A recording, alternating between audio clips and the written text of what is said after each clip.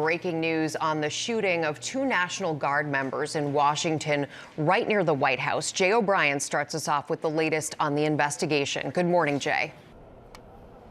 Yeah, Rebecca, the scene is clear here now, but it was right at the entrance of this metro station where those two guardsmen were shot, ambushed in broad daylight. Our crew arriving here just moments after those shots rang out. A chaotic scene, people running for their lives, other guardsmen sprinting from parts of D.C. to attend to their wounded comrades. The FBI director now saying this is being investigated as a possible act of terrorism.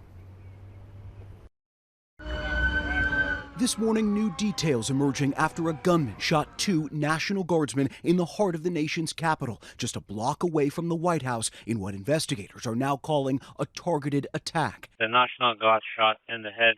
The two guardsmen currently in critical condition, identified as 20-year-old Sarah Beckstrom and 24-year-old Andrew Wolf. Law enforcement identifying the lone suspect as 29-year-old Ramanullah Lakanwal, an Afghan national who came to the United States in 2021.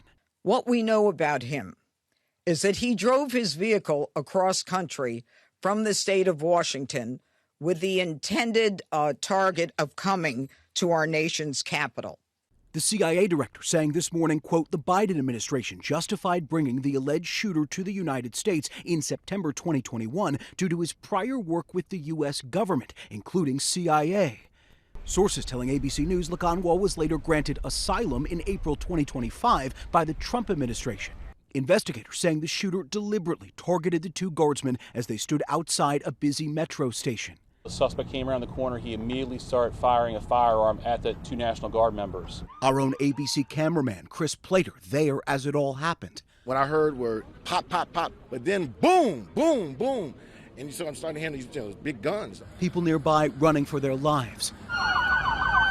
First responders scrambling to help. Some seen here on the ground attempting to give first aid to those two wounded guardsmen, a man and woman both deployed to D.C. from the West Virginia National Guard, immediately rushed to local hospitals.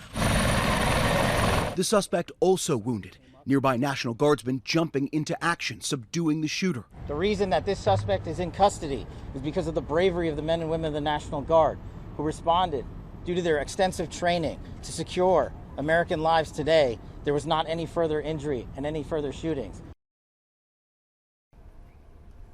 Now, since August, more than 2,000 National Guard troops have been deployed here to Washington, D.C. on the orders of President Trump, part of what he calls a crime crackdown. They've largely been patrolling heavy tourist areas with traditionally low crime, and they've been in particular focused on metro stations. Linsey. Certainly unnerving, and we wish those National Guard members well. Jay, thank you.